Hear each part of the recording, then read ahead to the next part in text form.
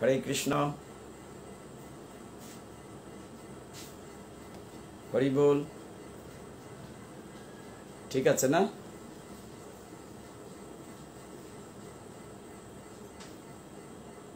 পত্র পত্র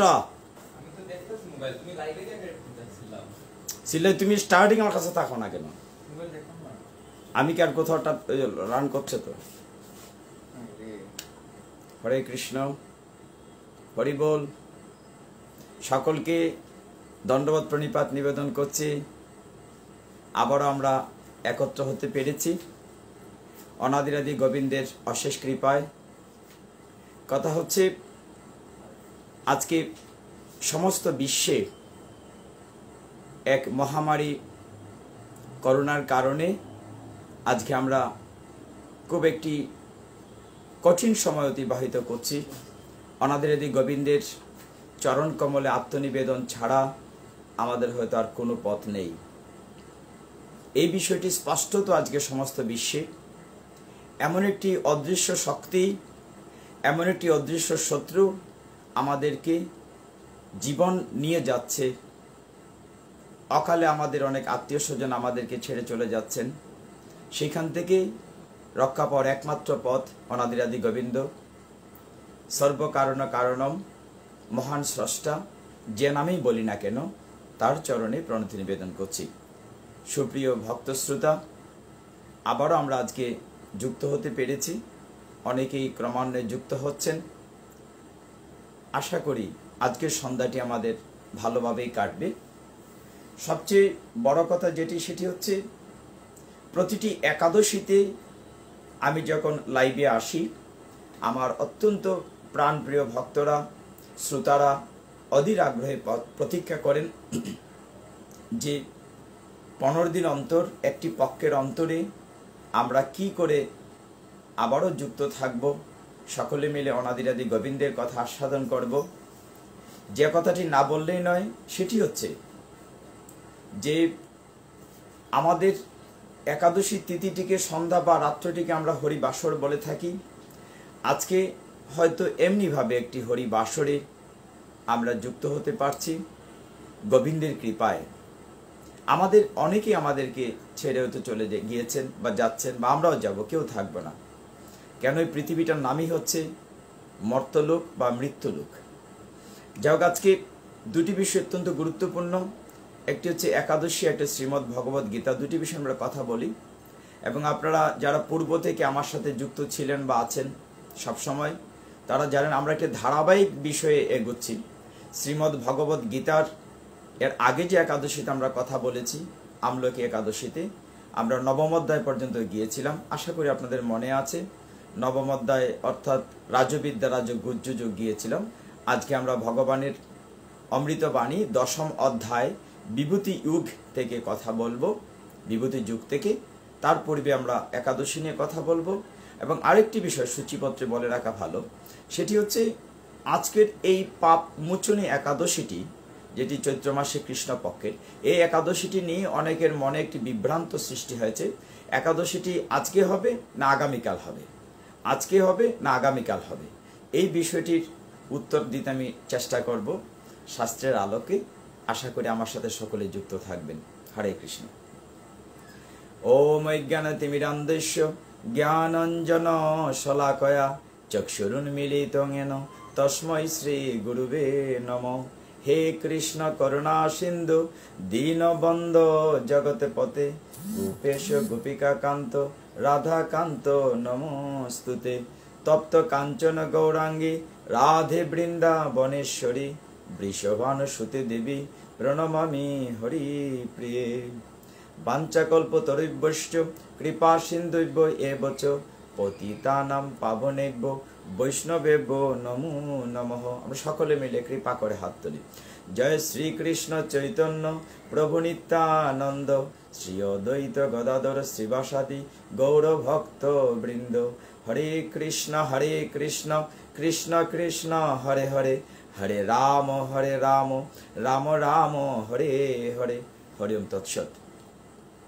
সকল ভক্তবৃন্দের চরণ কমলে বিশেষ করে আমার সামনে যারা আমাদের এই ছোট্ট ড্রয়িং রুমে বসে আছেন, কিংবা যারা সেটের সামনে বসে দেশে অথবা দেশের বাইরে যেখান থেকেই আজকের এই পাপমোচনী একাদশীতে হরিবাসরে যুক্ত হয়েছেন, সকলের মঙ্গল কামনায় আজকে আমরা এই হরিবাসরের ভগবানের কথামৃতে অবগাহন করছি। ইতিমধ্যে অনেকে যুক্ত হয়েছেন, টিটু সিনহা, শিউলি দাস, অনেকের নাম দেখতে পাচ্ছি, অনেকে যুক্ত হয়েছেন। হয়তো আমি মাঝে মধ্যে সকলের নাম বলবো কিংবা বলতে পারবো না, আমার অপরাধ নেবেন না, আমরা একটা ধারাবাহিকতায় থাকি। তো আমরা প্রথমেই আজকে একাদশী নিয়ে কথা বলি, স্বাভাবিক নিয়মে যে কথা বলি। আজকে একাদশীর নাম হচ্ছে পাপমোচনী একাদশী। দেখা যায় যে সূর্য সূত্রধর সৌরভ যুক্ত হয়েছেন, অনেকে যুক্ত হচ্ছেন। যাই হোক, তো আমি আর নাম বলছি না, আমরা কন্টিনিউ করি।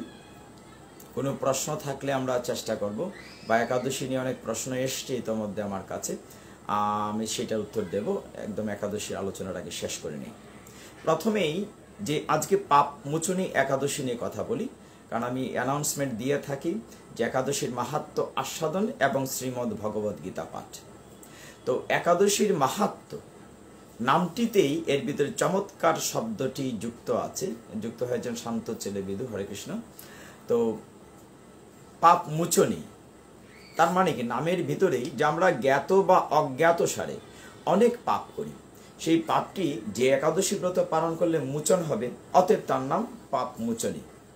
এক সময় মান্দাতা, আর একটু শুরু থেকে বলি, আমরা সবসময় জানি যে একাদশীর মাহাত্ম্যগুলোতে অলোক চক্রবর্তী, হরে কৃষ্ণ, যুক্ত হয়েছেন, ধন্যবাদ। তো সবুজ সরকার যুক্ত হয়েছে, অনেকে যুক্ত হচ্ছেন। আমি নাম না বলি, পরে এক সময় সকলকে ধন্যবাদ দেব। আপনারা থাকবেন আশা করি শেষ অবধি, আমরা 1 ঘন্টা বা ওরকম একটু সময় কম বেশি নেব। তো এক সময় যুধিষ্ঠির মহারাজ কি করলেন, অনাদারিদি গোবিন্দ শ্রীকৃষ্ণের কাছে গিয়ে প্রণতি নিবেদন করে বললেন, হে অনাদারিদি গোবিন্দ শ্রীকৃষ্ণ, এই চৈত্র মাসের কৃষ্ণ পক্ষের একাদশীর কি নাম, কি তার মাহাত্ম্য? তো ভগবান শ্রীকৃষ্ণ বললেন যে দেখো, এই একাদশীর চৈত্র মাসে কৃষ্ণপক্ষের একাদশীর নামটি খুব চমৎকার, এটি এত ফলদায়ক, তার ভিতরে এত ফল সংযুক্ত আছে যে এই একাদশীটির নাম শুনলেই সমস্ত পাপ বিমোচন হয়ে যায়। এই জন্য একাদশীটির নাম পাপমোচনী একাদশী। তো যুধিষ্ঠির মহারাজকে শ্রীকৃষ্ণ বললেন যে এই একাদশীর তথ্য সম্পর্কে ইতপূর্বে মান্দাতা নামের রাজন তিনি লোমশ মণির কাছে গিয়েছিলেন, এবং লোমশ মণির কাছে গিয়ে প্রণতি নিবেদন করে বলেছিলেন, হে রাজন, হে মণিবর, আপনি কৃপা করে এই চৈত্র মাসের কৃষ্ণপক্ষের একাদশীর মাহাত্ম্য আমাদেরকে আস্বাদন করান। তখন লোমশ মণি যেভাবে এই একাদশীর মাহাত্ম্যটি বর্ণনা করেছিলেন, ভগবান শ্রীকৃষ্ণ বলছেন, হে যুধিষ্ঠির, আমি ঠিক তোমাকে সেই রকম একটি উপাখ্যান আছে, একটি ঐতিহাসিক কাহিনী আছে, এই মাহাত্ম্যটি তোমাকে বলছি।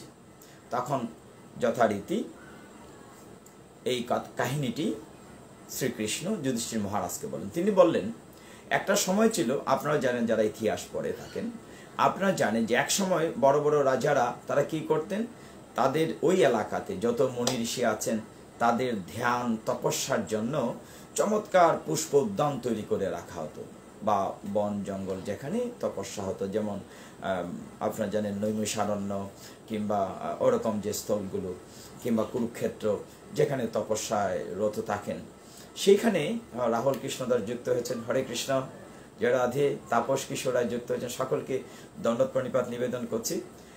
হয়তো আমি এখানে নাম বলছি না, কারণ আমার কাহিনীটাতে অত ছেদ পড়ে যাবে। তো লোমশ মুনি যেভাবে বলেছিলেন সেইভাবে কৃষ্ণ যুধিষ্ঠির মহারাজকে বলছেন যে তখন এই একটি উদ্যান এমন ছিল, উদ্যানটির নাম ছিল চৈত্ররথ উদ্যানটিতে, এটা পুষ্প উদ্যান বলি, যে চমৎকার হংস মিথুন সরোবরে খেলা করছে, পাখালি গুঞ্জন করছে, মানে চমৎকার একটি উদ্যান। সেই উদ্যানে, চৈত্ররথ নামক পুষ্প উদ্যানে, মুনি চ্যবনের একজন পুত্র ছিলেন, ঋষির পুত্রই বলি যদি, ঋষি কুমার, তার নাম ছিল মেধাবী, দেখতে চমৎকার সুঠাম দেহ। তো ঋষি কুমার মেধাবী তিনিও তপস্যা করছেন, এমন সময় অপ্সরা মঞ্জুঘোষা স্বর্গ থেকে নেমে বা দেবলোক থেকে এসে মঞ্জুঘোষা তিনি চিন্তা করলেন যে কি করে কামনায় বশীভূত করে এই মেধাবী ঋষি পুত্রের মন পাওয়া যায়। তিনি কি করলেন, মঞ্জুঘোষা বিভিন্নভাবে অঙ্গ প্রত্যঙ্গ বা কটাক্ষ কিংবা অঙ্গভঙ্গি করে তার দৃষ্টি আকর্ষণ করতে প্রয়াসী হলেন, কিন্তু প্রথম দিকে সেটি হয়তো ব্যর্থ হয়েছেন। তখন তিনি অন্য একটি উপায় চিন্তা করেন, যে মঞ্জুঘোষা চিন্তা করলেন কাছে গিয়ে যদি আমি মণি বা মণির পুত্রের আমার দিকে দৃষ্টি নিতে চাই, হয়তো এমন হতে পারে আমাকে অভিসম্পাদ দিতে পারে। এই কারণে মঞ্জুঘোষা কি করলেন, যে সামনে গিয়ে না তিনি দূরে চলে গেলেন, একটু দূরে গিয়ে সঙ্গীত আমরা যেটা বলি নাদ ব্রহ্ম বিভিন্ন রকমের গান করতে লাগলেন, এমন সুমিষ্টি সুরে গান করতে লাগলেন, অঙ্গভঙ্গি করতে লাগলেন। এর ফলে হলো কি, চ্যবন পুত্র ঋষি কুমার মেধাবী দৃষ্টি পড়ল মঞ্জুঘোষার প্রতি, এবং মঞ্জুঘোষও কি করলো, বিভিন্ন কটাক্ষ করে কাম বাণে তাকে তাড়িত করল। একইভাবে মেধাবী তার কামে তার প্রতি আকৃষ্ট হলেন এবং তিনি তার সঙ্গ পাওয়ার জন্য আকুলি বিকুলি করতে লাগলেন। ফলশ্রুতিতে কি হলো, মঞ্জুঘোষা এবং মেধাবী একে অন্যের প্রতি কামতাড়িত হয়ে মিলিত হতে শুরু করলেন, নিজের আনন্দ ফুর্তি করতে শুরু করলেন। কি হলো ফলে, সমস্ত ভজন তপস্যা বিঘ্ন হলো। ভজন তপস্যা থেকে বিচ্যুত হয়ে তিনি অর্থাৎ মেধাবী কি করলেন, ওই মঞ্জুঘোষার সাথে জীবন যাপন করতে লাগলেন। দেখতে দেখতে আমরা তো জানি যে কষ্টের রাত্র পোহাতে চায় না, কিন্তু আনন্দ সময় চট করে শেষ হয়ে যায়। খুব সময় চলে যাচ্ছে অনেক, কিন্তু মনে হচ্ছে যেন কয়েক মুহূর্ত।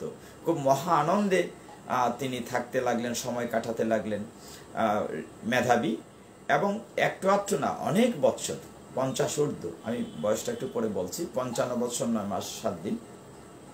তো সেই মেধাবী মঞ্জুঘোষার সাথে যখন জীবনযাপন করছেন, আনন্দের অতিক্রিয়া করছেন, সময় কাটাচ্ছেন, একদিন সেই মঞ্জুঘোষ সেই মেধাবীকে বলল, হে ঋষিপুত্র, আমরা তো অনেক দিন একসাথে আনন্দ স্ফূর্তি করছি, আমি তো আবার দেবলোকে ফিরে যেতে চাই, আমাকে যাওয়ার অনুমতি দেন। কিন্তু এই যে আনন্দ ক্ষণটি মানুষ বিভোর হয়ে থাকে, কামনায় অন্ধ হয়ে থাকে, তখন মেধাবী বলছেন, হে মঞ্জু, মাত্র তো এই কয়দিন হয় আমরা জীবন যাই, কিছুটা মুহূর্ত, তুমি বরঞ্চ একটা কাজ করো, এখন তো সন্ধ্যা হয়েছে, তুমি প্রাতকাল পর্যন্ত থেকে যাও, মানে প্রাতকাল পর্যন্ত। তো তার কথায় মঞ্জুঘোষ থাকলেন। ততক্ষণে এতটা সময় গেল, 55 বৎসর 9 মাস 7 দিন, কিন্তু মেধাবীর কাছে মনে হলো যেন কয়েকটি মুহূর্ত। তারপরে আবার যখন পুনরায় যখন মঞ্জুঘোষ কি করলেন, আবার তার কাছে প্রণতি নিবেদন করলেন, হে মেধাবী ঋষিপুত্র মেধাবী, আমি তো ফিরে যেতে চাই। তখন অনেকটা সময় হলো ফিরে যেতে চাই। তখন আবারও মেধাবী বললেন যে এখন তো প্রাতকাল হয়েছে, সন্ধ্যা বন্দনা পর্যন্ত তুমি থাকো, সন্ধ্যা বন্দনা থাকলে আর একটু ভালো লাগবে। তখন মঞ্জুঘোষ কিছুটা সময় থেকে বললেন, আর তো পারছি না, চলে যেতে হবে, ইত বছরে 56 বৎসর সময় চলে গিয়েছে।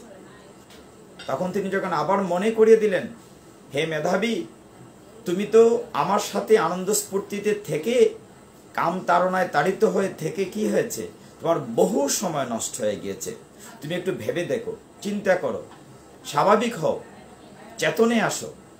যখন মেধাবী চেতনে আসলেন, সত্যি দেখলেন তার জীবন থেকে 56 বৎসর সময় চলে গিয়েছে, 56 years, he lost 56 years with her.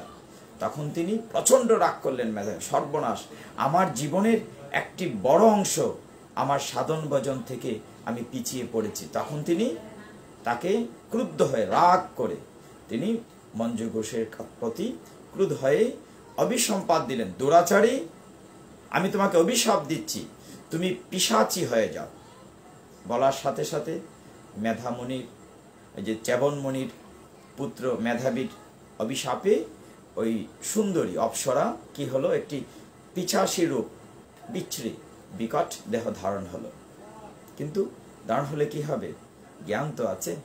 তিনি সাথে সাথে প্রণতি নিবেদন করলেন মেধাবীর কাছে, হে ঋষিপুত্র, আমার দেহটি খারাপ হয়ে গিয়েছে, কি কষ্টের পিছাসী দেহ আমি কি করে ধারণ করব, কৃপা করে বলুন আমি এই দেহ থেকে কি করে উদ্ধার পাব। তখন মেধাবী বললেন, হে দুরাচারী, তুমি পাপ করেছ, আমারও পাপ হয়েছে, আমি পিতার কাছে যাব। তিনি বললেন যে তুমি একটা কাজ করো, চৈত্র মাসে কৃষ্ণপক্ষের পাপ মোচনী একাদশী ব্রত পালন করো, তাহলেই কেবল তুমি পাপ থেকে মুক্ত হতে পারবে। এবং মেধাবী ও তার পিতা চ্যবন মুনির কাছে গিয়ে প্রার্থনা করলেন, হে পিতা, হে পিতাশ্রী, আমি অপরাধী, আমি কামনার বশে এক অপ্সরার মায়াজালে আকৃষ্ট আমার জীবন থেকে 56 বছর সময় নষ্ট করে ফেলেছি, আমি অনেক পাপ করেছি, এই পাপ থেকে কি করে মোচন হবে। তখন তার পিতা চ্যবন ঋষি একই কথা বললেন, হে পুত্র, তুমি চৈত্র মাসের কৃষ্ণপক্ষের পাপ মোচনী একাদশী ব্রত পালন করো, তাহলে তোমার সমস্ত পাপ বিদূরিত হয়ে যাবে। তখন উভয়ে মিলে পাপ মোচনী একাদশী ব্রত পালন করলেন। ফলে কি হলো, পিচাসী আবার দিব্যদেহ ধারণ হলো এবং তিনি তার স্বস্থানে অর্থাৎ দেবলোক বা স্বর্গে ফিরে গেলেন। আর চ্যবন মুনির পুত্র, চ্যবন ঋষির পুত্র ঋষি কুমার মেধাবীও এই পাপ মোচনী একাদশী করার ফলে তিনি আবার আগের মতো হলেন এবং তার এই যে এতদিন তপস্যা করেছিলেন সমস্ত ফল আবার তিনি ফিরত পেলেন। তো এই থেকে আমরা উপনীত হতে পারি যে পাপ মোচনী একাদশী ব্রত করা কত প্রয়োজন।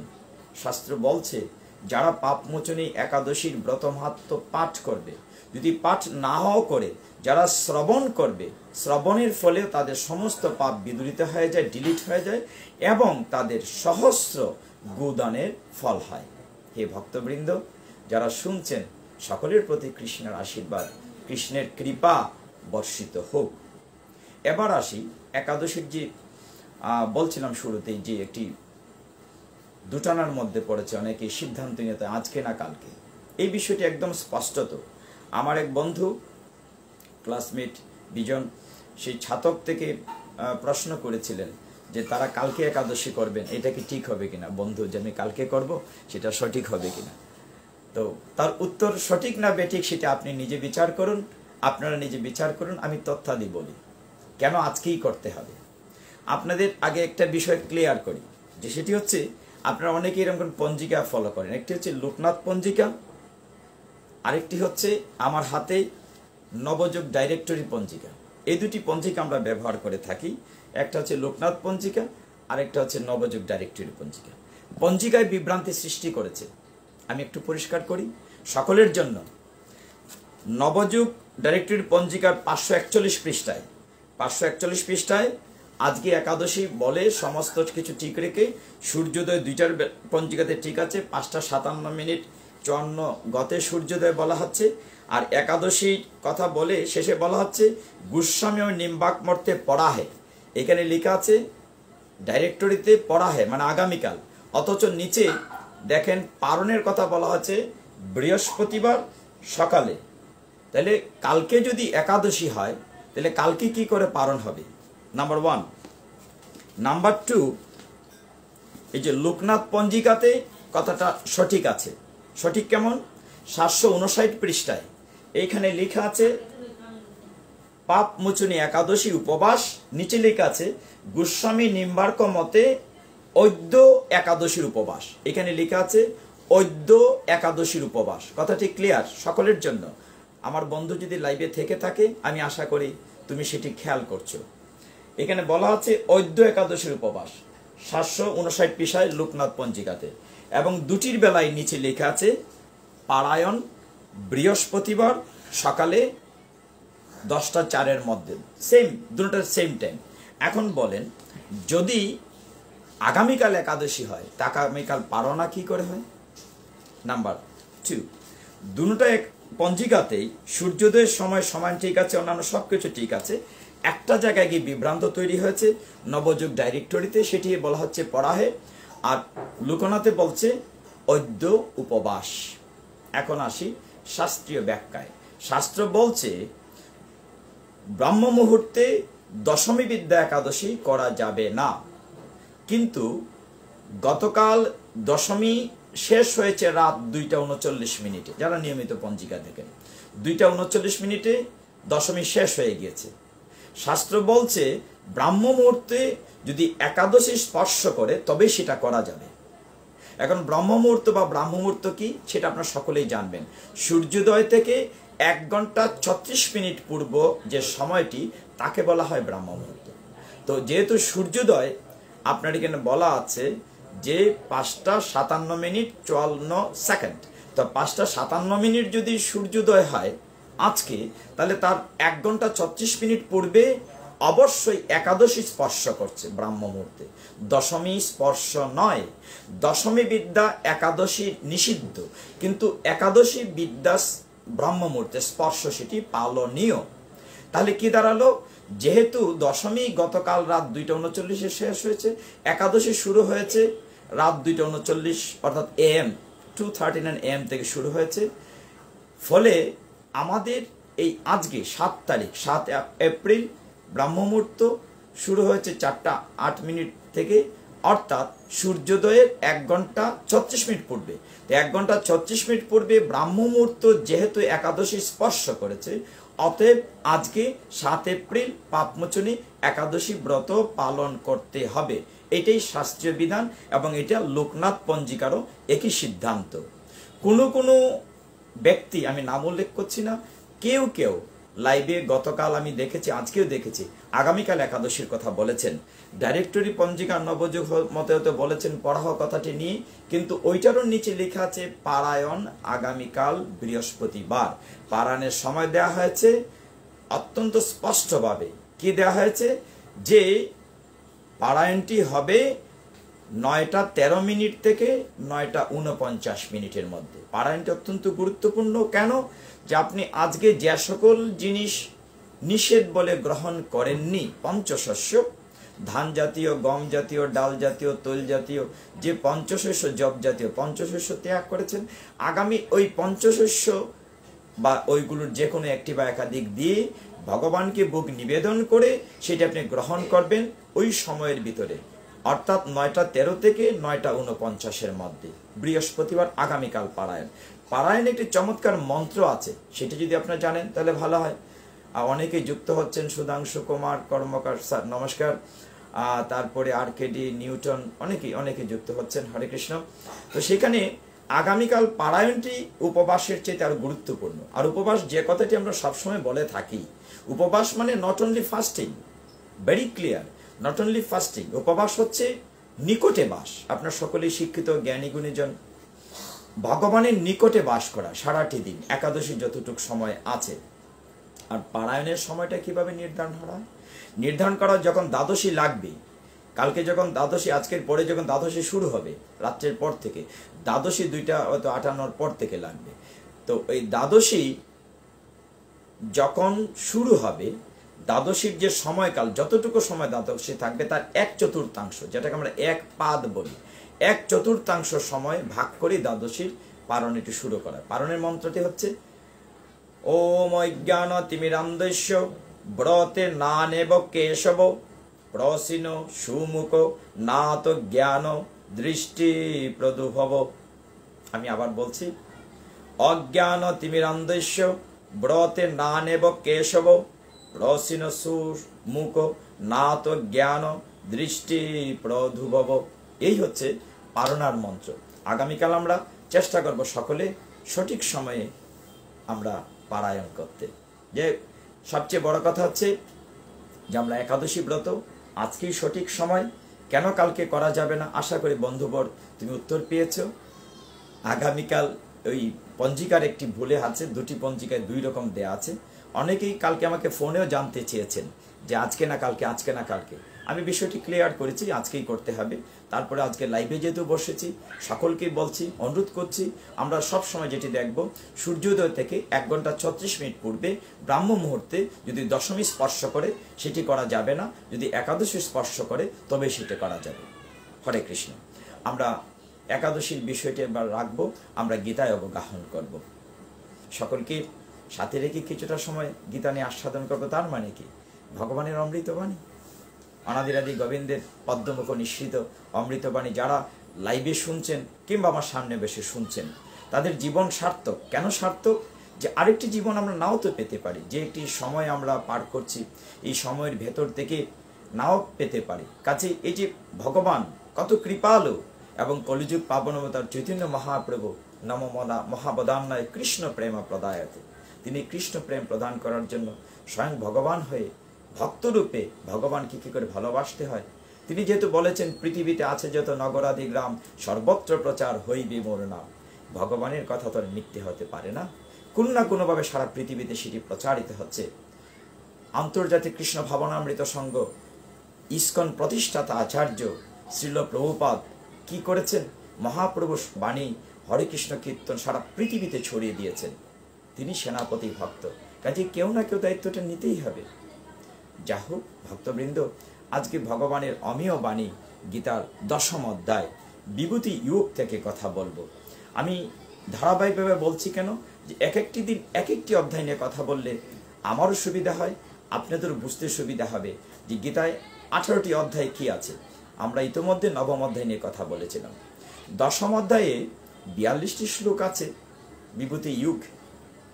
সবচেয়ে আনন্দ সংবাদে বিভূতি মানে কি, যে আমার যে রূপ মাধুর্য, বিভূতি মানে প্রত্যেকটা ব্যক্তির প্রত্যেকটা বস্তুর একটা বিভূতি থাকে, সেই বিভূতিটি ক্লিয়ার করছেন ভগবান এই অধ্যায়ে। অর্জুন জানতে চেয়েছিল যে ভগবান তোমার এই পর্যন্ত তো 9ম অধ্যায় পর্যন্ত অনেক কথা শুনলাম, তোমার আর কি আছে, আর কি আছে? ভগবান প্রথম শ্লোকে বলছেন ভুয়ো এব মহাবাহু, মহাবাহু মানে অর্জুনকে সম্বোধন করছেন। ভুয়ো, ভুয়ো মানে পুনরায় বলছেন ভুয়ো এব মহাবাহু শ্রীণু মে পরমম বচ ইয়ৎ তে অহম প্রিয়মানায় বক্ষ্যামি। বলছেন হিতকাম্যায়। একটু আসতে বলি, ভুয়ো এব মহাবাহু শ্রীণু মে পরমম বচ, মানে পুনরায় বলছি, বচ মানে বচন, উৎকৃষ্ট তত্ত্ব। বলছেন ইয়ৎ তে অহম, আমার কথা, প্রিয় মানায় অর্জুন, যেহেতু আমার প্রিয় ব্যক্তি তুমি, তোমাকে তোমার হিতের জন্য, হিত কাম্যয়, তোমার হিতের জন্য আমার বিভূতি সম্পর্কে আবার বলছি। ভগবান 3য় শ্লোকে বলেছেন, চমৎকার কিভাবে বলেছেন, ইয়ামাম, যে আমার, বলছেন ইয়ামাম অজম অনাধিম চ বেত্তি লুক মহেশ্বরম অসংমূঢ় মর্তেষু সর্ব পাপই প্রমুচ্যতে। এই শ্লোকের সাথে আজকের একাদশীর মিল আছে। আমি একটু আস্তে আস্তে বলি। ইয় মাম অজম, অজম মানে ভগবান বলছেন আমি তো অজ, অজ মানে আমার জন্ম নাই, আমি অনাদি। এই জ্ঞানটি আমি যে সমস্ত লোকের মহেশ্বর, লুক মহেশ্বরম, লুক মানে আমরা একটি সৌরজগতে একটা লোকে আছি, এরকম হাজার কোটি লক্ষ লক্ষ যে সৌরজগৎ মহা লুকে মহাকাশে বেসে বেড়াচ্ছে বিভিন্ন গ্যালাক্সিতে, এরকম সমস্ত লোকের তিনি মহেশ্বর, পরমেশ্বর। বলছেন আমি জন্মরহিত, অনাদি, সমস্ত গ্রহ লোকের মহেশ্বর বলে যিনি আমাকে জানেন তিনি মূলত শ্রেষ্ঠ ব্যক্তি মানুষদের মধ্যে, তিনি হচ্ছেন মোহশূন্য, অসংমূঢ়। অসংমূঢ় শব্দটির অর্থ হচ্ছে মোহশূন্য। আমরা তো মোহাবিষ্ট, কামনায় মোহনায় কত ব্যস্ত, আমার স্ত্রী পুত্র পরিজন আমার নিয়ে আমরা কত মোহগ্রস্ত। শাস্ত্রে বলছেন ভগবান 3 শ্লোকে, 3য় শ্লোকে 10ম অধ্যায় বলছেন যে মোহশূন্য, অসংমূঢ়, সেই ব্যক্তি যে অসংমূঢ় তিনি কেমন, তিনি সমস্ত এই সমস্ত মায়া থেকে, সমস্ত মোহ থেকে তিনি মুক্ত হন। তাহলে এই যে পাপ, এই যে মোহ থেকে আমাদের পাপ হয়, সেই পাপ থেকে যদি মুক্ত হতে চাই তাহলে কি করতে হবে? আমাদের মোহমুক্ত থাকতে হবে। আর মোহমুক্ত থাকতে হলে ভগবানের সাথে যুক্ত থাকতে হবে। আরেকটু আগাই, 8ম শ্লোকে ভগবান বলছেন অহম সর্বস্ব প্রভব মত্ত সর্বং প্রবর্ততে ইতি মত্ত্বা ভজন্তে মাম ভূধা ভাব সমন্বিতা। ভগবান কি বলছেন? অহম সর্বস্ব প্রভব, আমি জড় চেতন জগতের সবকিছুর উৎস। এই যে জীবজগৎ, জড় জগৎ, সবকিছুর উৎস হচ্ছেন অনাদিরাদি গোবিন্দ শ্রীকৃষ্ণ। তিনি বলছেন গীতায় নিজের মুখে, কি বলছেন? অহম, আমি সর্বস্ব প্রভব, আমি সমস্ত কিছুর উৎস, মত্ত সর্বম প্রবর্ততে, আমা থেকেই সবকিছু প্রবর্তিত হয়েছে। ইতিমত্ত্বা ভজন্তে মাম, যে আমাকে এইভাবে ভজনা করে, এটা জেনে বুধা মানে জ্ঞানীগণ, ভাব সমন্বিতা। বলছেন ভগবান, আমি জড় চেতন জগতের সবকিছুর উৎস, সবকিছু আমার থেকেই প্রবর্তিত হয় প্রবর্তর্থে। সেই তথ্য অবগত হয়ে পণ্ডিতগণ শুদ্ধ ভক্তি সহকারে আমার ভজনা করে। এখানে একটা বিষয় প্রণিধানযোগ্য, সকলেই ভগবানের ভজনা করেন না, সকলেই হয়তো এই বিষয়টি জানেন না। এই বিভূতি যুগটি যদি একটু মন দিয়ে খেয়াল করি আমরা, ভগবান তার বিভূতি প্রকাশ করছেন অর্জুনের কাছে। অর্জুনের কাছে মানে কি? সমস্ত জগৎবাসীর কাছে। অর্জুন একটু উপলক্ষ মাত্র, অর্জুনকে সামনে রেখে জগৎবাসীর কাছে তিনি এই বিভূতিটি প্রকাশ করছেন। বলছেন অহম সর্বস্ব প্রভবমত্ত সর্বং প্রবর্ততে, আমি সবকিছু প্রবর্তিত করেছি, আমার থেকেই সবকিছু সৃষ্টি হয়েছে। দশম শ্লোকটি আমার অত্যন্ত প্রিয় শ্লোক, প্রায়শই বলে থাকি বিভিন্ন সভানুষ্ঠানে। ভগবান বলছেন তেষাং সততযুক্তানাং ভজতাম প্রীতিপূর্বকম দধামি বুদ্ধিযুগমতম येन मामुपयान्ति ते। ভগবান বলছেন তেষাং সততযুক্তানাং, সতত যুক্তানাম যদি বলি বাংলা উচ্চারণে, ভগবান বলছেন যিনি সতত সব সময় আমার সাথে নিত্য ভক্তিযোগ দ্বারা প্রীতিপূর্বক যুক্ত থাকেন, আমি তাকে এমন শুদ্ধ জ্ঞান দান। বলছেন দধামি বুদ্ধি যুগম, আমি তাকে এমন বুদ্ধি দান করি, এন মাম উপয়ান্তিতে, যার ফলে সে আমার কাছে চলে আসে। তো দেখেন কি করছেন ভগবান, যে আমরা ভগবানের অংশ, ভগবান হচ্ছেন পরমাত্মা, আমরা জীবাত্মা, আমরা ভগবানের অংশ, আমরা ভগবানের কাছ থেকে ড্রপ ডাউন হয়েছি, বহুদিন বলেছি, আমরা দুর্লভ মনুষ্য জন্ম পেয়েছি, আমরা আবার ফিরে যেতে চাই ভগবত ধামে।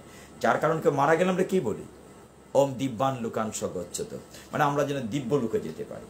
আমরা উদাহরণটা এবার সহজ করে দিই, যে আমরা ভগবানের বাড়িতেই ছিলাম, ভগবত ধামে দিব্যধামে, মনে করেন একটি বাড়ির 5 তলায় ছিলাম, সেখান থেকে কর্মকারণে আমরা নিচে ড্রপ ডাউন হয়েছি, সেখান থেকে আবার বিভিন্ন 84 লক্ষ জুনি পরিক্রমা করে কখনো গরু ছাগল বেড়া কৃমিকীট হতে হতে আবার দুর্লভ মনুষ্য জন্ম পেয়েছি, হয়তো কোনো ভালো কাজের কারণে আমরা হয়তো 1 2 3 করে 4 তলায় পৌঁছে গিয়েছি।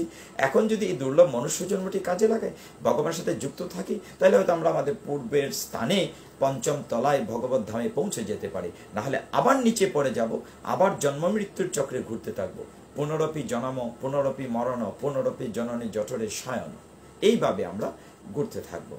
এই যে যুক্ত থাকার কথা আমি একটু বলে নেই, যুক্ত থাকার বিষয়টি অনেকেই বলেন যে ভগবানের সাথে যে ভগবান বলছেন যুক্ত থাকতে, আরে যুক্ত থাকবো আমাদের হাতে সময় কই? অনেকেই কথাটি পাঠে বলেন, বিভিন্ন জায়গায় যে আমরা বড় আসরে যাই, অনেকেই বলেন যে আমরা যুক্ত কি করে থাকবো, আমাদের কাজ আছে, চাকরি আছে, ব্যবসা আছে, গৃহস্থ আছে, ঘরের কাজ আছে। উত্তরটি একদম সহজ, হাতে কাম মুখে না। যুক্ত থাকার বিভিন্ন প্রক্রিয়া আছে।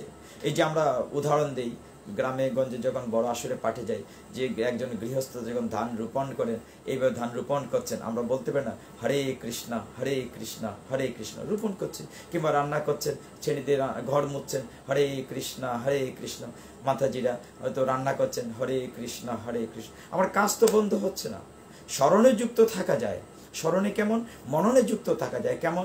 যে আমি যখন বিভিন্ন মন্দির পরিদর্শন করে এসেছি, বিভিন্ন মন্দির তীর্থ অনেকেই দেখেছেন, আমরা অবসর সময় সে ভগবানের রূপ মাধুর্যী মনমন্দিরে যদি ভাসিয়ে নিই, যে ভগবানের কি চমৎকার মরুতিকানা, ভগবানের কি সুন্দর, হাতে বাঁশরি, মাথায় ময়ূরপুচ্ছ, গলায় কৌস্তভার, যে কানে কমণ্ডল মকরকুণ্ডল আমরা দেখতে পাই, এগুলো যদি চোখে ভাসাই, কিংবা তীর্থস্থানে গিয়েছি এগুলো ভাষাতেও যুক্ত থাকা যায়। ভগবানকে চিন্তায় স্মরণে মননে যুক্ত থাকা যায়। আরে যুক্ত না থাকলে তো আপনি বাঁচবেনই না, অস্তিত্বই থাকবে না। এই যে আমার সামনে লাইট ফ্যান চলছে, বা আপনারা বড় ফ্যান্ডেলে বড় বড় লাইট জ্বালান, মেইন লাইনে মেইন খুঁটির সাথে যদি কানেকশন না থাকে, এখানে আরো বড় বাল্ব দিলে কি জ্বলবে? প্রশ্ন সকল দর্শক শ্রোতা ভক্তমণ্ডের কাছে। আমাদের যুক্ত থাকতে হবে। ভগবানের সাথে যুক্ত না থাকলে আমার তো অস্তিত্বই থাকবে না।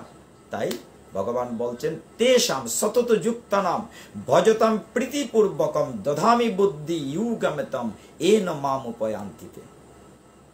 আরেকটু আগে অনেকগুলো কথা এরপরে অর্জুন বলেছে। অর্জুন 12 নম্বর শ্লোক থেকে একেবারে 20 নম্বর শ্লোক পর্যন্ত একটানা ভগবানের কাছে বলেছে, তুমি তো সমস্ত কিছু, তুমি তো মনি ঋষি, তুমি তো আদি, তুমি তো জ্ঞান, তুমি তো এই, তুমি সেই, তোমার থেকে সব কিছু এসছে, তুমি এত কিছু, মানে ভগবানের প্রশংসা করছে অর্জুন একটানা। এখানে 12, 13, 14, 15, 16, 17, 18, 19, 20, 11টা শ্লোকে বলেছে। 21 নম্বর শ্লোক থেকে ভগবান উত্তর দিতে শুরু করেছে।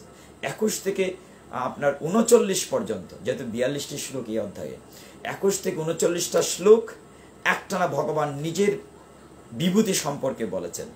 এত চমৎকার, একটু মন দিয়ে যদি খেয়াল করেন, আমি তো সবটি শ্লোক অল্প সময় বলতে পারবো না, আমি চেষ্টা করব বেশির অংশ বলতে।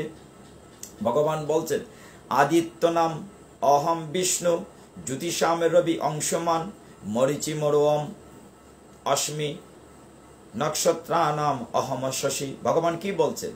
আদিত্যানাম অহম বিষ্ণু, জ্যোতিষাম রবি অংশমান, আমি আদিত্যগণের মধ্যে বিষ্ণু, জ্যোতিষ্কের মধ্যে তপন। তারপরে বলছেন মরিচি মরুতাম, মানে মরুতের মধ্যে মরিচি, অস্মি মানে আমি। তারপর হচ্ছে নক্ষত্রানাম মানে নক্ষত্র, নক্ষত্রানাম অহম শশী, নক্ষত্রের মধ্যে আমি শশী মানে চন্দ্র। তার মানে কি? ভগবান সবকিছুর মধ্যে প্রধান, সেরা সেরা সেরা, টপ টপ বলছেন ভগবান।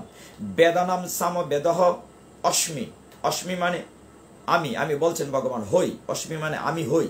তো বলছেন বেদানাম সাম বেদ অস্মি, যে বেদের মধ্যে আমি সামবেদ, আমার পিছনে বেদ আছে, এখানে দেখা যাচ্ছে, ওই যে এখানে দেখা যাচ্ছে ঋগ্বেদ, সামবেদ, যজুর্বেদ, অথর্ববেদ, আমার লাইব্রেরিতে এখানে আছে।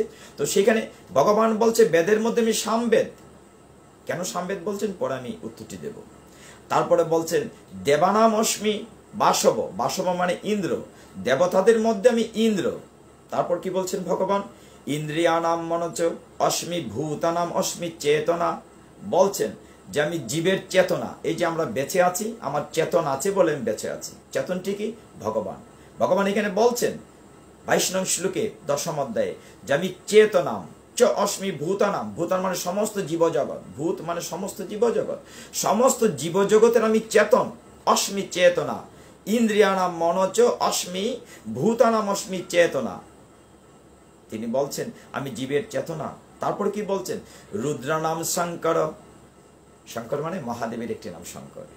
রুদ্রদের মধ্যে বলছেন আমি শঙ্কর, মানে কি?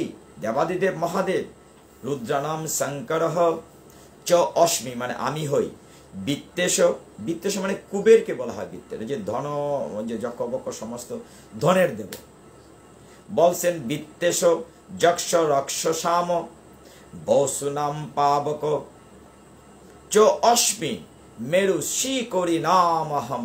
দেখেন কি সুন্দর, শিকরি নাম, পাহাড়ের শিকড় চূড়া। ভগবান বলছেন যে আমি জীবের মধ্যে যেমন চেতনা, বলছেন পর্বতের মধ্যে আমি সুমেরু, আর যক্ষণের মধ্যে আমি কুবের, এবং বসুগণের মধ্যে আমি অনল, রুদ্রগণের মধ্যে আমি শিব।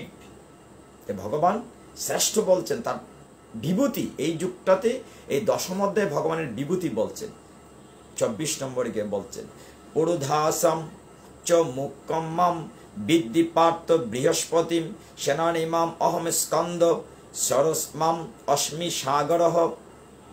একটু একটু যদি আসতে বলি, বলছেন যে পুরুধাম চ মুক্কম মাম বিদ্যি পার্থ বৃহস্পতি। ভগবান বলছেন যে পুরোহিতের মধ্যে আমি বৃহস্পতি, সকলের সামনে টপ লিডার পুরোহিত, যিনি পুরোভাগে হিত সাধন করেন, কিংবা পুরোবাসী গৃহবাসী যে হিত সাধন করেন তিনি তো পুরোহিত। ভগবান বলছেন আমি পুরোহিত। কেমন পুরোহিত? বৃহস্পতি। বলছেন জলাশয়ের মধ্যে আমি রত্নাকর, যে জলাশয়ের মধ্যে রত্নের আকর থাকে, রত্ন থাকে, ধন দৌলত থাকে, আমি রত্নাকর।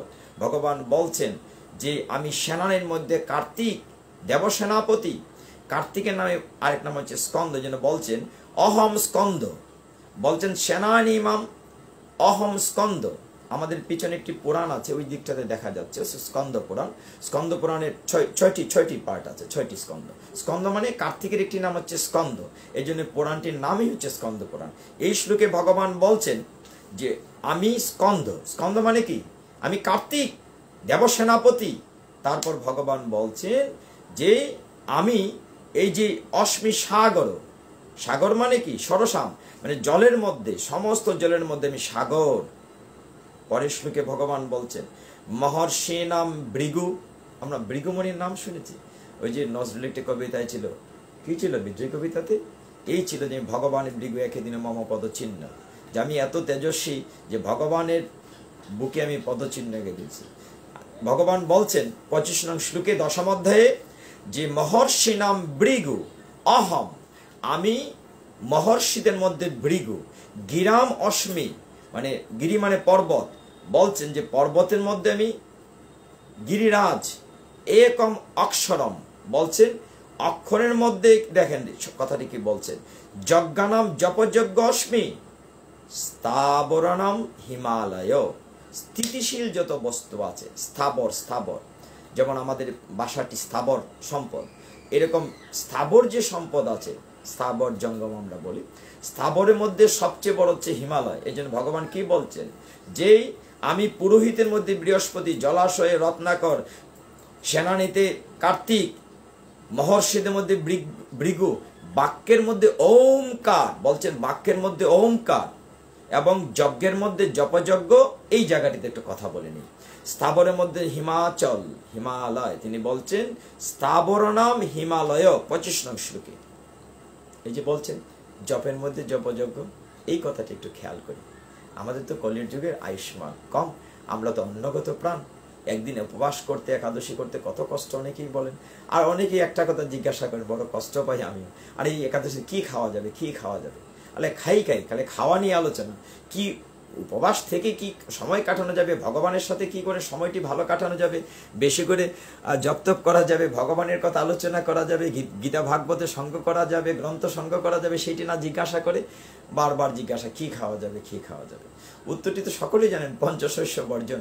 আপনারা নির্জলা না পারেন তো অসুবিধা কি আছে, সজলা করেন, সফলা করেন, দুগ্ধ পান করেন, শরবত পান করেন, ফলাহার করেন, অনেক অনেক কিছু আছে। বাজারে তখন শ্যামা রাইস পাওয়া যায়, সাগু পাওয়া যায়, অনেক কিছু পাওয়া যায়, অনেক উপাদ তৈরি করা যায়, পেঁপে দিয়ে পায়েস করা যায়, আলু দিয়ে পায়েস করা যায়, মিষ্টি আলু পাওয়া যায়, খাবারের অভাব আছে নাকি? তবে ভগবানকে অবশ্যই নিবেদন করে প্রসাদ গ্রহণ করতে হবে। এখন এই কথাটি যাচ্ছিলাম, যে কথাটি ভগবান বলছিলাম যজ্ঞনাম জপযজ্ঞ, হে অর্জুন আমি সমস্ত যজ্ঞের মধ্যে জপ যজ্ঞ, এই জায়গাটিতে আসি।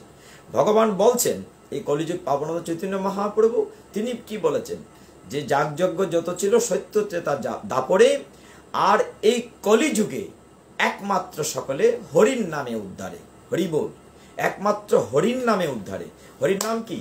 ভগবান মহাপ্রভু রূপে এসে কি বলেছেন, সন্ধ্যা হলে নিজ গৃহে 10-5 মিলিয়া হরে কৃষ্ণ কীর্তন করো হাতে তালে দিয়া, হরে কৃষ্ণ কৃষ্ণ কৃষ্ণ হরে হরে, হরে রাম রাম রাম হরে হরে। ভগবান মহাপ্রভু রূপে এসে এই শিক্ষা দিয়েছেন যে তুমি কিছু দরকার নাই, যন্ত্রপাতি নাই, হারমোনিয়াম নাই, তবলা নাই, মৃদঙ্গ নাই, অজুহাত দেখানোর কোনো প্রয়োজন নেই। তুমি সন্ধ্যা হলে নিজ গৃহে 10-5 মিলিয়া, বাইরের লোকের দরকার নাই, পরিবারে তো 5-7 জন লোক আছে, কি করবে, হরে কৃষ্ণ কীর্তন করো হাতে তালি দিয়া। এই কারণে ভগবান এখানে বলছেন আমি জপযজ্ঞ।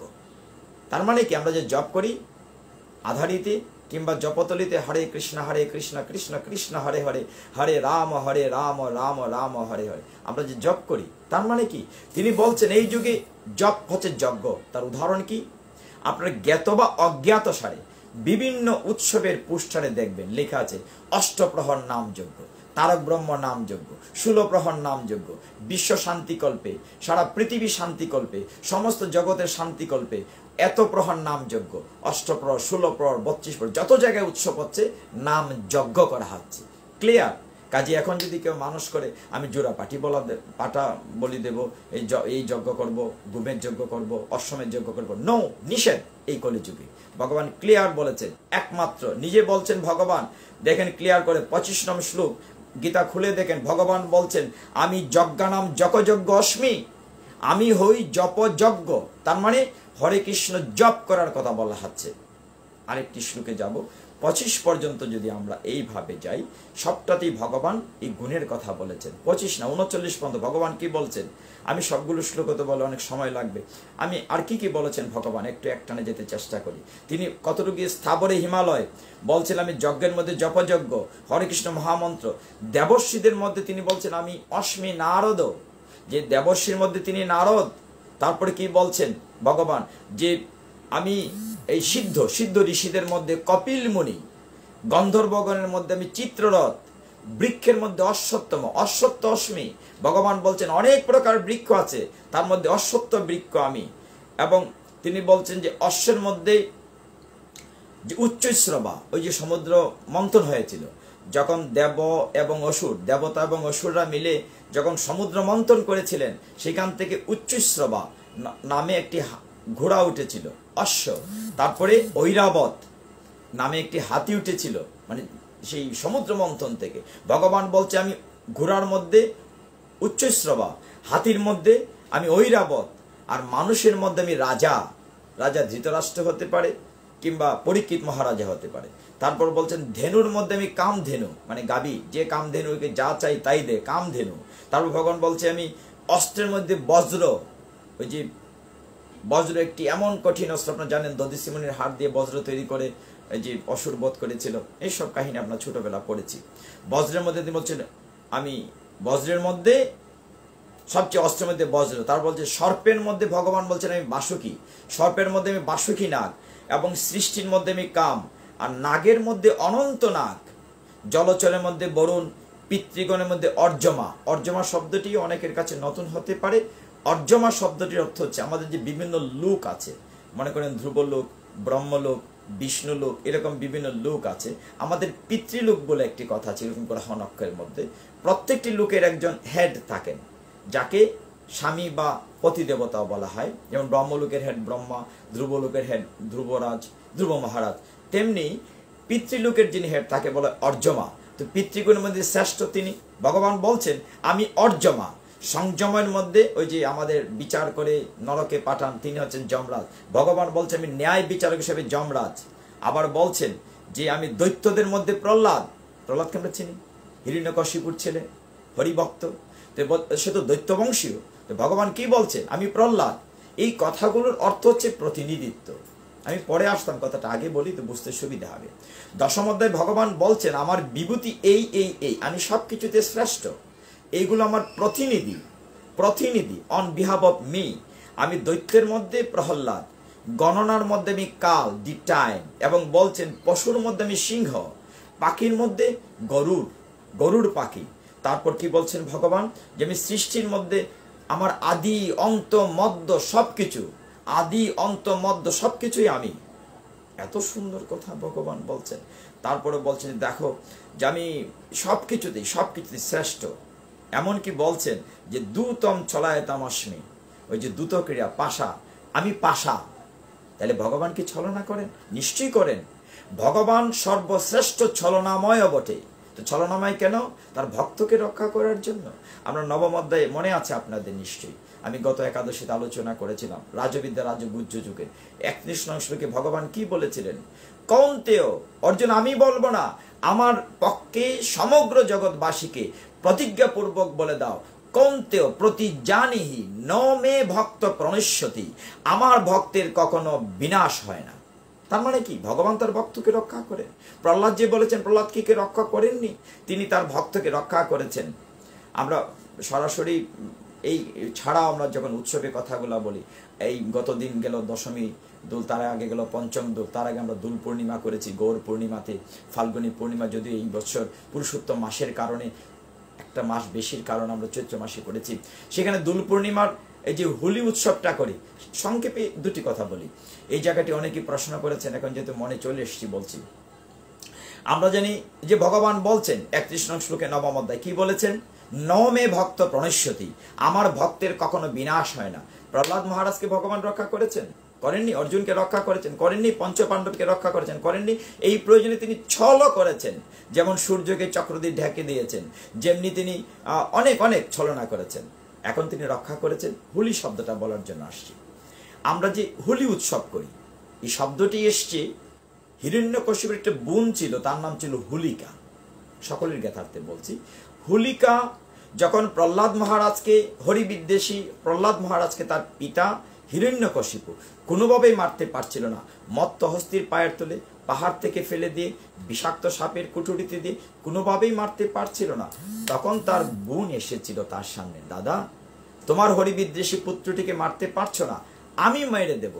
আমি এমন একটি বরপ্রাপ্ত চাদর আমার কাছে আছে ব্রহ্মার, যেটি গায়ে দিয়ে আমি যদি আগুনে বসে থাকি আমার গায়ে আগুন লাগবে না। তোমার ছেলে হরিবিদ্বেষী প্রহ্লাদকে আমি কুলে নিয়ে চেপে বসে থাকবো, সে ছুটতে পারবে না, তুমি আগুন জ্বালিয়ে দিও, সে পুড়ে ছাই হয়ে যাবে, আমি পড়বো না। কিন্তু রাখে কৃষ্ণ, মারে কি? ভগবান তো কথা দিয়েছেন গীতায়, নমে ভক্ত প্রণশ্যতি, আমার ভক্তের কখনো বিনাশ হয় না। প্রহ্লাদকে কুলে নিয়ে পরদিন যথারীতি বসে আছে চাদর গায়ে দিয়ে হুলিকা, হিরণ্যকশিপুর বোন।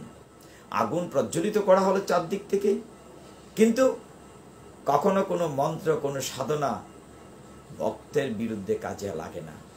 বৈষ্ণব অপরাধ লাগবে না। যে আগুন জ্বালানো হয়েছে, আগুনে প্রহ্লাদের কিচ্ছুটি হয়নি, মধ্য থেকে হুলিকা পড়ে ছাই হয়ে গিয়েছে। ফলশ্রুতিতে এই ঘটনাটা ছিল দোল পূর্ণিমার আগের দিন। এই জন্য কোথাও কোথাও আমরা আগের দিন, দোল পূর্ণিমা আগের দিন চাচর পোড়া করি। ভারতে অনেক জায়গায় হয়, আমাদের দেশে হয়, কোথাও কোথাও ভেড়ার লুম, ভেড়া পোড়া হয়, অর্থাৎ চাচর পোড়া হয়। কথাটা হচ্ছে অশুভ, হোলিকা হচ্ছে অশুভ, অশুভটাকে পুড়ে ছাই করে দিয়ে আমরা শুভটার আনন্দ করি। কৃষ্ণ যখন খুব ছোট্ট ছিলেন, মা যশোদার কাছে গিয়ে বলেছিলেন, মা আমার গায়ের রংটি কালো, আমি শ্যামতনু, কিন্তু শ্রীমতী রাধারানী এত সুন্দর তপ্ত কাঞ্চন বর্ণা, শ্রীমতী রাধারানী গায়ের রং কাঁচা সোনার মতো, দেখো মা আমি কত কালো। তো মা যশোদা বললেন, একটা কাজ করো, আমাদের ঘরে অনেক আবির আছে, রং আছে, তুমি রাধারানী গায়ে ছিটিয়ে দাও, তাহলে তো একরকম হয়ে যেতে পারে। একে তো নাচনি বুড়ি, তার উপরে ঢুলের বাড়ি। কৃষ্ণ তো এমনি দুষ্ট, তিনি তো নটরাজ ঘনশ্যাম, তিনি তো নট বড় ঘনশ্যাম। তিনি কি করলেন, ঘর থেকে আবির নিয়ে কিশোর কৃষ্ণ তার যে দলবল আছে, হ্যাঁ, শ্রীদাম, দাম, সুদাম, বলরাম সকলকে নিয়ে ওইদিকে রাধারানীর দলবল, যেমন রাধারানী, ললিতা, বিশাখা, চন্দ্রাবলী, চিত্রাঙ্গদা, সকলে দুই পক্ষ হয়ে ইচ্ছে মতো আবির ছোড়াছুড়ি করতে লাগলেন দোল পূর্ণিমার দিন। সেদিন থেকে আমরা আবির উৎসব বা রং খেলা করে থাকি। আর যেহেতু হোলি পুড়ে, মানে হোলিকা পুড়ে ছাই হয়ে গিয়েছিল হিরণ্যকশিপুর বোন, এই জন্য এটা হোলি উৎসব বলেই আমরা বলে থাকি। হোলিকা থেকে নামটি এসছে হোলি। আর আবির উৎসব শ্রীকৃষ্ণ দ্বাপর যুগে শুরু করেছিলেন, সেখান থেকে আমরা আবির খেলা খেলি। যাই হোক, আমরা শেষ করব, অনেকটা সময় হয়ে গেছে। আমরা আরেকটি শ্লোক আস্বাদন করি, 40 নম্বর শ্লোক। 39 পর্যন্ত ভগবান নিজের প্রভাব সম্পর্কে বলেছেন, আমি এই, আমি সেই। এখন তিনি বলছেন, আমি বৃহৎ শাম, গায়ত্রী, এবং মাসের মধ্যে তিনি মার্গশীর্ষ মাস, অগ্রহায়ণ, তিনি ঋতুর মধ্যে বসন্ত। এই কথাগুলো 39 শ্লোকের ভিতরে আছে। বসন্ত আমি তেজ, আমি জয়ের মধ্যে চেষ্টা, আমি সাত্ত্বিকের সত্তা, আমি বৃহৎ শাম। শাম মানে হচ্ছে গান, গীত। ওই যে ঋগ্বেদ মানে মন্ত্র, সামবেদ মানে সঙ্গীত, ভগবানের বিভিন্ন অর্চনার জন্য সঙ্গীত, গীত বলা হচ্ছে। তারপরে তিনি বলছেন, মুনির মধ্যে আমি ব্যাস, ওই যে কৃষ্ণদ্বৈপায়ন বেদব্যাস, যিনি আমাদের সমস্ত ধর্মশাস্ত্র লিখেছেন, তিনি বলছেন মুনির মধ্যে ব্যাস, এবং বলছেন পাণ্ডবের মধ্যে অর্জুন। মানে অর্জুন আর কৃষ্ণ কিন্তু এক তত্ত্ব। যদি আসলে একটু পড়াশোনা করলে দেখবেন অর্জুন আর পাণ্ডব কিন্তু এক তত্ত্ব, দুটি দেওয়া হতে পারে। বলছেন পাণ্ডবের মধ্যে অর্জুন, সব্যসাচী, শ্রেষ্ঠ যোদ্ধা, মানে ভগবান সবকিছুরই শ্রেষ্ঠ বলছেন। ভূতগণের তিনি বীজ, ভূত মানে সমস্ত সৃষ্টি, সমস্ত চরাচরের যে জীবজগৎ, সবকিছুর বীজ হচ্ছেন অনাদিরাদি গোবিন্দ শ্রীকৃষ্ণ। তিনি কেন সর্বকারণ কারণম, সমস্ত কিছুর মূল যে কথাটি বলেছেন ব্রহ্মাজি। ব্রহ্মাকে যদি আমরা পিতামহ বলি, তাহলে কৃষ্ণ হচ্ছেন প্রপিতামহ। কৃষ্ণ থেকে বা কৃষ্ণ নারায়ণ বিষ্ণু থেকেই এই ক্রমান্বয়ে সকলেই ক্রমান্বয়ে সমস্ত এসছে। সমস্ত তখন সৃষ্টিতে শিব ছিল না, দুর্গা ছিল না, চন্দ্র ছিল না, সূর্য, তখন ভগবান নারায়ণ ছিলেন। এবং ভগবানের এই ভ্রু কুঞ্চিত থেকে দেবাদিদেব শিবের সৃষ্টি হয়েছে। পর্যায়ক্রমে তিনি ব্রহ্মা তৈরি করেছেন, ব্রহ্মা বিভিন্ন সৃষ্টির দায়িত্ব নিয়েছে, এই ব্রহ্মা বিষ্ণু মহেশ্বর হচ্ছে, ক্রমান্বয়ে হচ্ছে, তো সবকিছুর আদি হচ্ছে তিনি। তাই ব্রহ্মাজি তার ব্রহ্ম সংহিতায় বলেছেন, ঈশ্বর পরম কৃষ্ণ সচ্চিৎ আনন্দ বিগ্রহ অনাদিরাদি গোবিন্দ সর্ব কারণ কারণম। ব্রহ্মাজি কি বলেছেন ব্রহ্মসংহিতায়, যে সমস্ত কিছুর মূলে হচ্ছেন অনাদির আদি গোবিন্দ শ্রীকৃষ্ণ, ঈশ্বর পরম কৃষ্ণ। এই জন্য ভগবান বলছেন 40 নম্বর শ্লোকে গিয়ে, অর্জুন ন অন্ত অস্তি মম দিব্যানাম বিভূতি নাম পরন্তপ। আমার আদি নাই, অন্ত নাই, আমি দিব্য বিভূতি। বলছেন এসত উদ্দেশ্যত প্রক্ত বিভূতে বিস্তরময়া। কি সুন্দর ভগবান বলছেন, অর্জুন হে পরন্তপ, আমার দিব্য বিভূতি সমূহের অন্ত নেই, আমি এই সমস্ত বিভূতির বিস্তার সংক্ষেপে তোমার কাছে আলোচনা করেছি। চিন্তা করেন, এত কিছু বলছি যে ভগবান 21 থেকে 39 পর্যন্ত বলেছেন আমি এই সেই, আমি দেবতাদের মধ্যে শ্রেষ্ঠ, আমি ইন্দ্র, আমি হিমালয়, আমি ব্যাস, আমি ভৃগু, সর্বক্ষেত্রে তিনি শ্রেষ্ঠত্ব বলেছেন, সবকিছু আমি, আমি সবকিছু আমি। তারপরে অর্জুনকে বলছেন আমি একটু অংশ মাত্র তোমাকে বলেছি। এবং 42 নং শ্লোকে এই কথাটি ভগবান বলেছেন, আমি সমস্ত জীবজগৎ বিশ্ব ব্রহ্মাণ্ডের একটু অংশ আমি ধারণ করে দেখিয়েছি। অংশ অংশ, তাহলে যে ভগবানের অংশই যদি এত বিভূতি হয়, তাহলে পূর্ণ ভগবান না জানি কি বিশাল। সেটি আমরা আগামী দিন আগামী একাদশীতে আমরা আলোচনা করব। বিশ্বরূপ দর্শন যখন দেখব 11 অধ্যায়, আমরা চেষ্টা করব আজকে আর কথা না বাড়িয়ে আমরা আজকে এখানেই শেষ করতে চেষ্টা করব। সবচেয়ে বড় কথা যে কিছুটা সময় যদি ভগবানকে দেয়া যায় আজকে একাদশীর হরিবাসরে, সেটি তো থাকবেই। বলেন তো, দুর্লভ মনুষ্য জন্ম এই কচুপাতার জলের মতো, পদ্মপত্রের জলের মতো, এই আছে এই নেই, এই থাকে এই নাই। চারদিকে এই মহামারীর মধ্যে অনেকেই আমাদের কাছ থেকে অকালে বিদায় নিয়ে যাচ্ছেন। এই প্যান্ডেমিক সিচুয়েশনে আমরা যদি অনাদির আদি গোবিন্দের চরণ কমলে কিছুটা মিনতি প্রার্থনা করি, এইভাবে যে শুধু আমরা না, স্বজাতি বিজাতি যে ধর্মেরই হোক, সনাতন ধর্ম উদার। আমরা কি বলি, সর্বে সুখিনো ভবন্তু সর্বে সন্তু নিরাময়া সর্বে পশ্যন্তি মাস। আমরা কি বলি, সর্বে সুখিনো ভবন্তু, পৃথিবীর সকল প্রাণী সুখী হোক, সর্বে সন্তু নিরাময়া, সকলে নিরোগ হোক। তারপর আমরা এই যে বলছি সনাতন ধর্মে, পৃথিবীর সকল প্রাণী সুখ হোক, সকলেই নিরোগ হোক, কেউ যেন দুঃখ ভোগ না করে, কেউ যেন দুঃখ ভোগ না করে। সকলের জন্য, দেশে দেশের বাইরে আমার সামনে যারা বসে আছেন, যারা সেটে শুনছেন, যারা ভবিষ্যতে শুনবেন, সকলের জন্য আমরা অনাদির আদি গোবিন্দের চরণ কমলে প্রার্থনা করি, সকলে যেন নিরোগ থাকে, সকলে যেন এই মহাবিপদ থেকে বাঁচে। অনাদির আদি গোবিন্দ তুমি সকলকে ভালো রাখো। সেখানে আমি হিন্দু, আমি কি মুসলমান, আমি বৌদ্ধ, আমি খ্রিস্টান, সেই কথা কখনো বলা হয় নাই। ভগবান বলছেন সর্বে সুখিনো ভবন্তু সর্বে সন্তু নিরাময়া সর্বে ভদ্রাণী পশ্যন্তু মা কশ্চিৎ দুঃখ ভাগ ভবেন। মা কশ্চিৎ মানে কেউ যেন দুঃখ ভোগ না করে। কাজে আমরা এখানে শেষ করব। ওম শান্তি, ওম শান্তি, ওম শান্তি, হরিওম। শেষ করবো কিভাবে? সবসময় যেভাবে করে থাকি। ওই যে ভগবান আজকে একটি শ্লোকে সুন্দর আমরা বুঝেছিলাম, 25 নং শ্লোকে নিশ্চয় মনে আছে, ভগবান বলছেন আমি জপযজ্ঞ, এবং সেটি সংকীর্তনের পিতরও। চৈতন্য মহাপ্রভুকে বলা হয় সংকীর্তনের পিতা, সংকীর্তন পিতরও। কাজী ভগবান মহাপ্রভু রূপে এসে যেহেতু সংকীর্তন আন্দোলন শুরু করেছেন, কাজী মহাপ্রভু যে নাম দিয়েছেন, যে জপযজ্ঞ দিয়েছেন, যে সহজ করে দিয়েছেন আমাদের কলির জীবের উদ্ধারের জন্য, আমরা সেটা উচ্চারণ করে 3 বার শেষ করবো সকলে মিলে।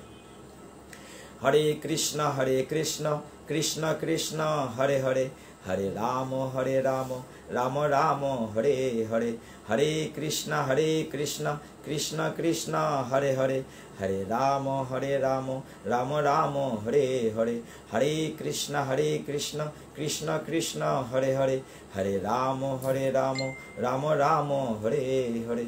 হরি ওম তৎসৎ। আমার ভুল ত্রুটি ক্ষমা করবেন। আসলে কম সময় চেষ্টা করি, একটা অধ্যায় তো অনেক শ্লোক, কতটুকু মাথায় রেখে বলা যায় আমি চেষ্টা করি যতদূর সম্ভব বেশি ডেলিভারি করতে। এতে গিয়ে বুঝতে বা বোঝাতে ত্রুটি থাকতে পারে, অপরাধ ক্ষমা করবেন। ওম যদস্কর পরিভ্রষ্ট মাত্রহীনম চ যদ্ভবৎ পূর্ণং ভবতু তৎসর্বং তৎপ্রসাদাৎ জনার্দনম। আগামীতে আরেকটি একাদশীতে 15 দিন পর দেখা হবে। সেই পর্যন্ত সকলেই ভালো থাকুন, সকলের প্রতি কৃষ্ণ কৃপা বর্ষিত হোক। অনেকেই যুক্ত আছেন আমি দেখতে পেয়েছি, অনেকেই আছেন সকলের নাম হয়তো আমি বলতে পারিনি, আমায় যেন ক্ষমা করবেন। আগামীতে আমরা যথাসময়ে একাদশীতে চেষ্টা করব যুক্ত হতে। সকলে ভালো থাকুন। হরে কৃষ্ণ।